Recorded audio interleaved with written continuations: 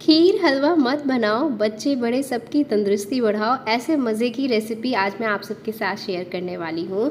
तो अगर आपको ये रेसिपी अच्छी लगी, वीडियो को लाइक करना, ज़्यादा से ज़्यादा दोस्तों के साथ शेयर कीजिएगा। चलिए शुरू करते हैं। बहुत ही टेस्टी और बहुत ही ज़्यादा हेल्दी ये रेसिपी को बनाना।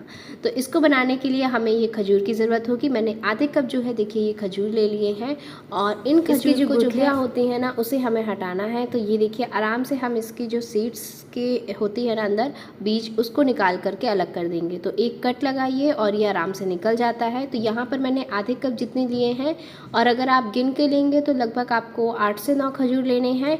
इस रेसिपी में कुछ भी हम अलग से चीनी या फिर गुड़ नहीं डालने वाले हैं, इसी से हमारी रेसिपी में मिठास आएगी। तो अगर आप इसको नहीं डालना चाहते तो आप इसकी जगह पर गुड़ भी यूज़ कर सकते हैं। अब यहाँ पर एक बड़ा सा बर्तन ले लीजिए और इसमें हम डाल देंगे खजूर। और अगर आप खजूर नहीं डाल रहे तो यहाँ पर आप गुड़ डाल सकते हैं। और इसके बाद हम इन खजूर के साथ में ही इसमें डाल देंगे थोड़े से, बहुत ज़्यादा नहीं, थोड़े से काजू बादाम हम इसमें ऐड करने वाले हैं, या फिर आप अपने पसंद के कोई भी ड्राई नट्स ऐड कर सकते हैं। और चाहें तो आप सिर्फ इसे खजूर से भी बना सकते हैं। तो ये रेसिपी जब इतनी हेल्दी है तो बात कर लेते हैं कि आखिर इसमें ऐसा क्या है जो इतनी ज़्यादा हेल्दी है। मैं कह रही हूँ तो मैं आपको बता दूँ, खजूर में पाया जाता है विटामिन ए, ये हमारे शरीर के ऑर्गन्स के लिए बहुत ही अच्छा होता है। विटामिन बी जो हमारे हार्ट के लिए बहुत अच्छा होता है। विटामिन सी जो हमारी इम्यूनिटी को जो है इम्प्रूव करता है। और इसी के साथ साथ ये बहुत सारी जो है डिसीज़ेस को कम करने में या उसको ख़त्म करने में बेनिफिट देता है। तो यहाँ पर हमने अब इसमें ऐड कर देना है दूध। अगर आपके पास यहाँ पर काऊ मिल्क है तो आप वो ऐड कीजिए, और बाकी अगर आपके पास काऊ मिल्क नहीं है तो जो भी दूध आपके घर में आता है आप उससे बना सकते हैं। दूध डालने के बाद हम इसे सोख करके रखेंगे 15 से 20 मिनट के लिए। अगर आपके पास ज़्यादा वक्त है तो और भी ज़्यादा बढ़िया, मतलब जितना ज़्यादा आप इसे वक्त दे सकते हैं दे दीजिएगा। बाकी 15 से 20 मिनट तो आपको रखना ही है। तो सपोज़ अगर आप सुबह सुबह ये बना रहे हैं तो सुबह जो है बाकी काम करने से पहले सुबह सबसे पहले उठ करके आप इसे इस तरीके से भिगो करके रख दीजिए, या फिर रात को इस तरीके से भिगो करके आप फ्रिज में रख सकते हैं। तो इससे क्या होगा, सुबह सुबह 2 मिनट में ये रेसिपी बन करके तैयार हो जाएगी। बस इस रेसिपी का यही सबसे मेन इम्पॉर्टेंट काम है। बाकी इस रेसिपी को बनने में ओट्स से और मैगी से भी ज़्यादा कम समय लगता है।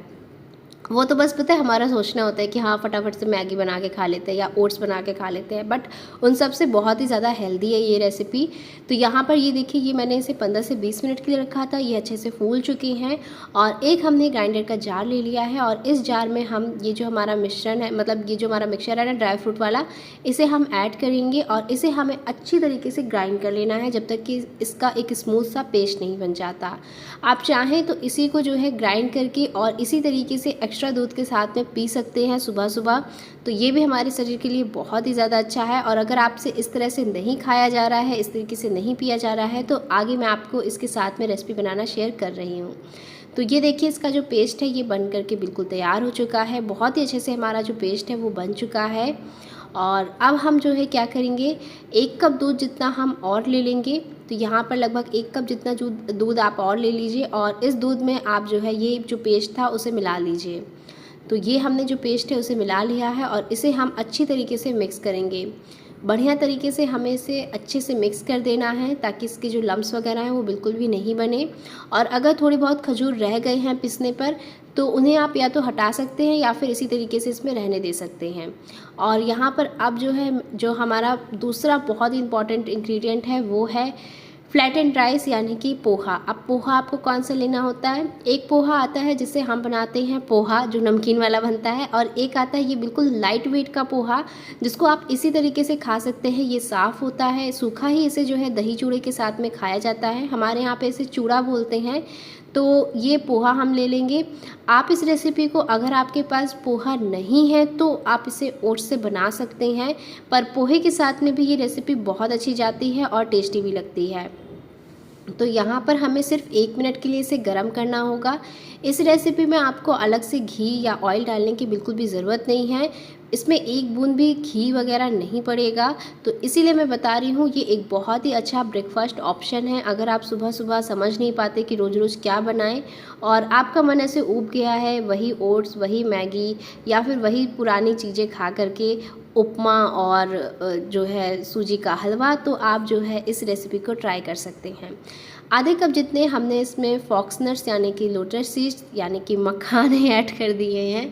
मखानों के बारे में आप सभी को पता है, इसमें भरपूर मात्रा में कैल्शियम पाया जाता है जो हमारी हड्डियों के लिए बहुत अच्छा है। अगर आपको कमर दर्द होता है, सूजन रहती है, तो उन सबको भी ये ख़त्म करेगा। और इसी के साथ साथ हम इसमें कोकोनट भी ऐड कर देंगे। तो ग्रेट किया हुआ कोकोनट भी मैंने इसमें मिला दिया है और बस इन सारी चीज़ों को आपको 2 मिनट के लिए रोस्ट कर लेना है। इससे ज़्यादा इसमें वक्त नहीं लगता, बहुत ही हल्की ये सारी चीज़ें और फटाफट से रोस्ट हो जाती हैं। तो जैसे ये सारी चीज़ें रोस्ट हो जाएंगी, आपको समझ में आने लगेगा पोहा जो है कुछ इस तरीके से हो जाएगा। और इसी के साथ हम इसमें एक और बहुत ही इंपॉर्टेंट चीज़ डालेंगे और वो है पॉपी सीड्स। पॉपी सीड्स के भी बहुत ही ज़्यादा फ़ायदे हैं, हम इसे ऐसे तो नहीं खा सकते। तो कोशिश क्या करिए कि इसे जो है अपनी डाइट में किसी ना किसी तरह से जो है शामिल करने की। जैसे मैंने इसको इस तरीके से रेसिपी में शामिल किया है, आप चाहें तो हलवे वगैरह बनाते हैं उसमें शामिल कर सकते हैं। और ये देखिए, ये सारी चीज़ें अच्छे से रोस्ट हो चुकी हैं। तब हम इसमें हमारा जो खजूर का पेस्ट था ना दूध वाला, उसे ऐड कर देंगे। तो ये हमने डाल दिया है। अब डालने के बाद आपको इसे मुश्किल से 1 से 2 मिनट के लिए पकाना है। जैसे कि हम ओट्स बनाते हैं तो उसको पकाने में सिर्फ मुश्किल से 1 से 2 मिनट लगते हैं, ठीक उसी तरीके से आपको इसे 1 से 2 मिनट पकाना है। और पोहे का तो नामो निशान ही मिट जाएगा, पता ही नहीं चलेगा कि इसमें पोहा है। तो आप बताइए कि आपके यहाँ भी ये चूड़ा और दही चूड़ा करके खाते हैं क्या? क्योंकि हमारे यहाँ ये बहुत ही ज़्यादा बनता है, खासकर जब सरस्वती पूजा होती है ना, तो सुबह सुबह ये इसी का प्रसाद या भोग लगाया जाता है। और अब हम इसमें डाल देंगे कार्डमम पाउडर, या फिर आप इसमें ऐड कर सकते हैं कार्डमम के दाने। और बस ये हमारा बनकर के तैयार हो चुका है। देखिए, इसकी जो कंसिस्टेंसी है ना, आप अपने मुताबिक रख सकते हैं। आपको थोड़ा पोरिंग कंसिस्टेंसी का पसंद है, खीर जैसा, या फिर थोड़ा थिक पसंद है जिस तरीके से मैंने बनाया है, तो वो आप अपने हिसाब से बैलेंस कर सकते हैं दूध डाल करके। तो ये हमारी रेसिपी बन करके बिल्कुल तैयार हो चुकी है। अब आप इसे इस तरीके से कटोरियों में सर्व कीजिए। अच्छा, जितनी मैंने इंग्रेडिएंट की क्वांटिटी ली है उससे जो है 5 कटोरी ये हमारा जो नाश्ता है ये बन करके तैयार हो गया था। आई होप आपको ये रेसिपी पसंद आई होगी। बहुत ही हेल्दी है ये रेसिपी, तो इसका टेस्ट भी बहुत ही ज़्यादा अच्छा लगता है। खजूर का, नट्स का, सारी चीज़ों का फ्लेवर बहुत ही अच्छा इसमें आता है। खासकर इसमें पॉपी सीड्स का फ्लेवर बहुत ही अच्छा आता है। तो बस इसी तरीके से आप इसे सुबह सुबह गर्मा गर्म खाइए और फिर सारे दिन की थकान आपकी बिल्कुल मिट जाएगी और कोई भी दर्द होगा ना, वो ख़त्म होने लगेगा। तो अगर आप इसी तरीके से 12 से 15 दिनों तक इसे खाते हैं तो एक तो आपका वेट भी जो है बैलेंस रहेगा। ऐसा नहीं है कि आपने एकदम ज़्यादा डाइट कर ली तो हार्मोन्स इम्बैलेंस हो जाएं, और ऐसा भी नहीं होगा कि आपने ऐसा कुछ खा लिया कि अब आपको बिल्कुल भूख भी नहीं लग रही।